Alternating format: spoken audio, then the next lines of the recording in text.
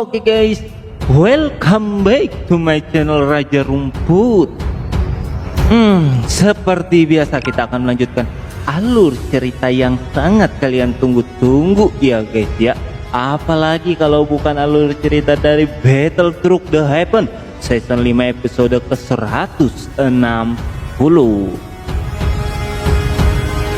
Tanpa banyak basa-basi, langsung aja kita lanjutkan.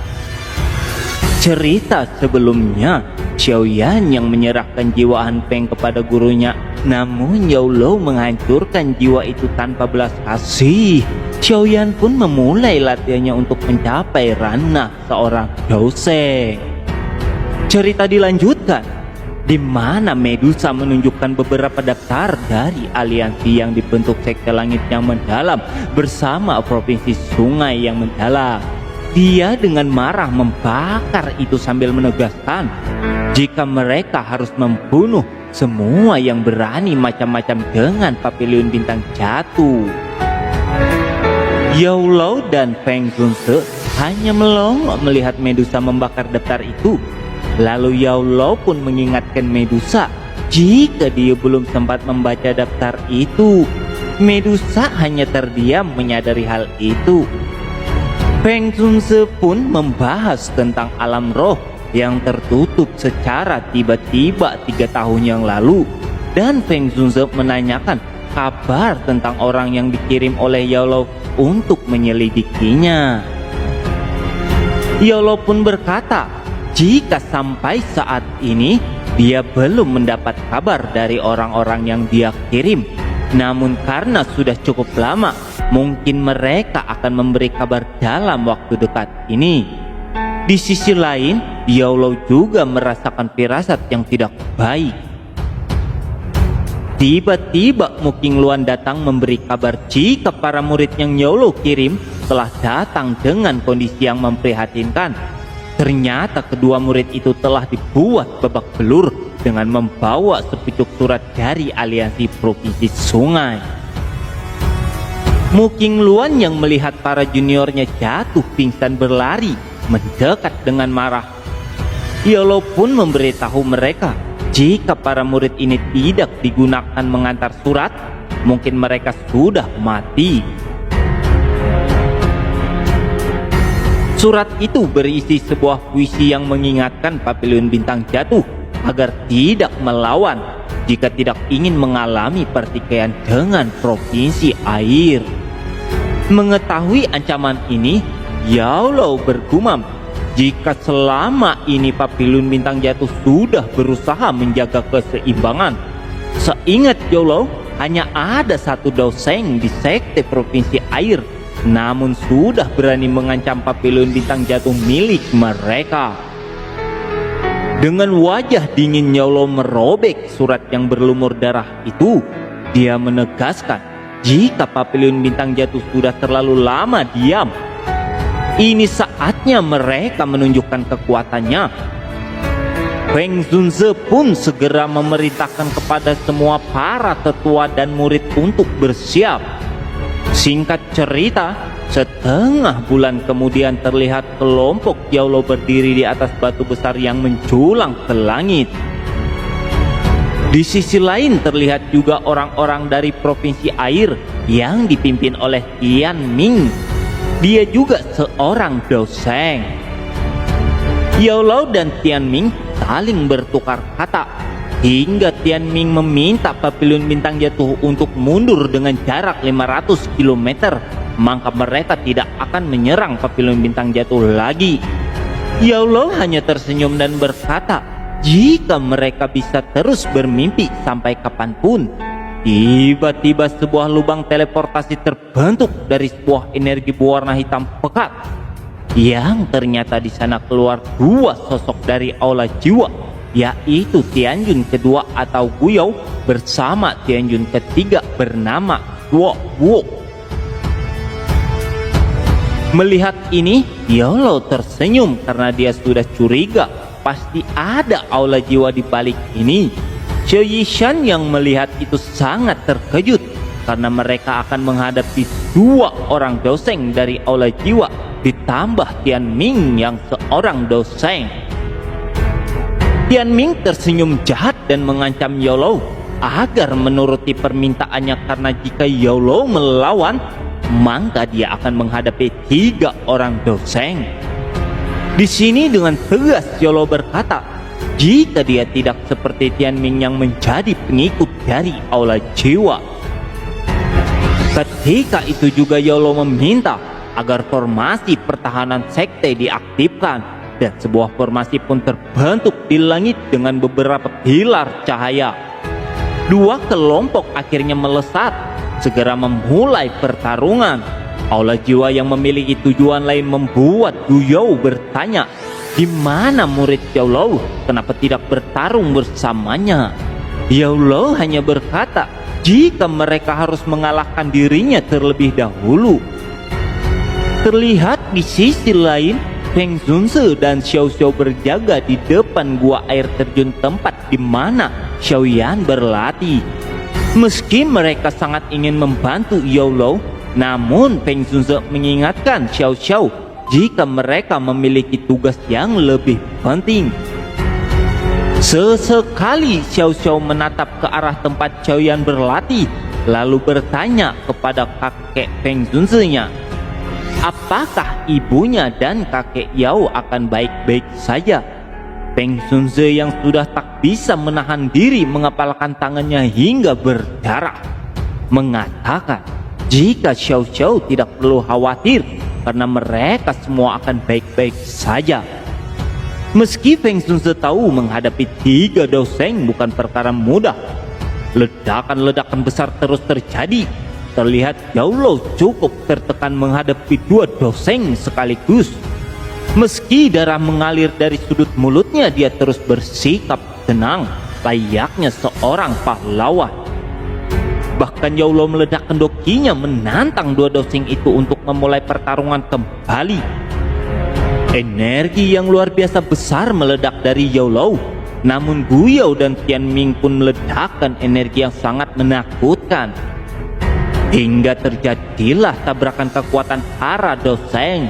Ledakan yang tak pernah kita lihat pun terjadi, karena ini awal dari ledakan energi dari pertarungan sesama doseng. Semua yang melihat ini benar-benar dibuat terkejut, bahkan tidak bisa berbicara. Feng Zunzi dengan tatapan tajam melihat jika formasi menara batu telah hancur, hingga dia mengeluarkan keringat dingin dengan perasaan khawatir memanggil nama Yao Chen. Tidak hanya itu, terlihat di sudut lain Xiao Yishan melawan Tianjun ketiga yang jelas kekuatan mereka berbeda sangat jauh. Dengan mudah Tianjun ketiga itu membuat Xiao Yishan, King Lin dan Medusa terluka parah. Serangan serentak pun dilancarkan trio wanita cantik itu bersama-sama, hingga menimbulkan ledakan kembali. Xiao Xiao yang melihat itu menjadi ketakutan, namun Feng Zunzi tetap menguatkan Xiao Xiao agar dia memperhatikan pertarungan hari ini dengan benar. Dengan tangan bergetar Xiao Xiao mengepalkan tangannya, bahkan mata Xiao Xiao dipenuhi kesedihan dan kemarahan membuat dia berjanji akan bekerja keras untuk menjadi kuat dan tidak bermain-main lagi. Feng Zunzi melihat itu tersenyum, lalu Xiao Xiao berteriak memanggil kaki Yao dan ibunya untuk memberikan motivasi dalam berjuang melawan aula jiwa. Kembali kepada medan tempur, ternyata Yao Lou membantu kelompok Medusa hingga Tianjun ketiga itu pun berhasil dirobohkan. Namun Yao Lou benar-benar telah terluka parah saat ini. Melihat itu membuat Gu Yao dan Tian Ming menjadi marah dan berkata, jika pemenangnya hari ini telah ditentukan, kekalahan Yao Lou sudah di ujung tanduk. Tian Ming pun menunjukkan jika para murid Pavilion Bintang Jatuh telah terluka semua. Namun sekali lagi Yao Lou menegaskan, jika dia masih berdiri tegak, jangan harap ada yang bisa melangkahi Pavilion Bintang Jatuh. Ledakan energi yang besar kembali terjadi. Rantai-rantai dari Gu Yao menyerang mereka hingga Yao Lou kembali memuntahkan darah segar. Hal ini membuat semua orang benar-benar khawatir dengan keadaan Yao Lao yang sudah terluka parah. Bahkan mereka berpikir, apakah Yao Lao akan ditangkap aula jiwa kembali? Namun hal yang ditunggu-tunggu muncul. Tiba-tiba naga Huit kuno muncul tepat di hadapan Guyao dan Tianming sambil meraung membuat dua doseng itu dipaksa mundur beberapa langkah. Hal ini tentu membuat Guyao dan Tianming terkejut karena menyadari energi ini sangat kuat. Guyao pun merasakan jika ini adalah kekuatan seorang doseng. Yao Lao pun berkata dengan kondisi yang tak berdaya. Dia memberitahu Xiaoyan jika Xiaoyan tidak segera keluar, mungkin dia benar-benar akan mati lagi untuk yang kedua kalinya. Xiaoyan yang mendengar itu meminta gurunya untuk diam dan beristirahat, karena hari ini siapapun yang bukan berasal dari Papilon Bintang Jatuh akan mati di tempat ini. Semua orang yang melihat Xiaoyan telah muncul berteriak dengan emosi yang luar biasa meledak-ledak. Bahkan Xiao Xiao meminta agar ayahnya segera memberi orang-orang jahat ini pelajaran. Di sana terlihat jika para murid dan tetua yang sudah terluka parah kembali bersemangat sambil berteriak menyerukan nama Xiaoyan, bak pahlawan yang datang di saat mereka tak berdaya. Tianming yang mendengar nama Xiaoyan sedikit merengut dan menunjukkan wajah yang pucat asih. Pindah kepada Xiaoyan dan gurunya. Xiaoyan tersenyum sambil menyapa gurunya jika mereka sudah terlalu lama tidak bertemu. Yao Lao hanya berkata jika sudah 2 tahun. Yao Lao mengira jika Xiaoyan tidak akan keluar hari ini. Setelah itu Xiaoyan meminta gurunya untuk beristirahat. Guyao pun baru menyadari jika jantung bodhisattva ada di tangan Xiaoyan, membuat Guyao berteriak jika hari ini Xiaoyan harus mati di tangannya. Xiaoyan pun mengangkat tangannya menggunakan pembatas ruang seorang Daoseng, membuat Tianming Tianjun ketiga dan Tianjun kedua menyadari jika Xiaoyan menutup ruang di sekitar mereka, membuat mereka menggerinyitkan gigi dengan marah. Tidak ingin memberi Xiaoyan kesempatan, 3 Daoseng itu menyerang Xiaoyan dengan kekuatan penuh mereka. Namun Xiaoyan masih berdiri tenang sambil tersenyum. Terlihat dia mengumpulkan 4 api surgawinya melingkari simbol Yin dan Yang hingga membentuk teknik teratai amarah Buddha reinkarnasi. Ketika teknik dari ketiga Daoseng bertabrakan dengan teratai amarah Buddha reinkarnasi milik Xiaoyan, membuat teknik mereka hancur lebur. Mereka yang melihat ini hanya bisa membuka mulut dengan rasa tidak percaya. Siapapun yang melihat ini hanya bisa membuat mereka membuka mulut tanpa bisa berbicara. Terlihat Xiaoyan masih tergantung di langit dengan wajah dingin menatap ke arah 3 Daoseng itu.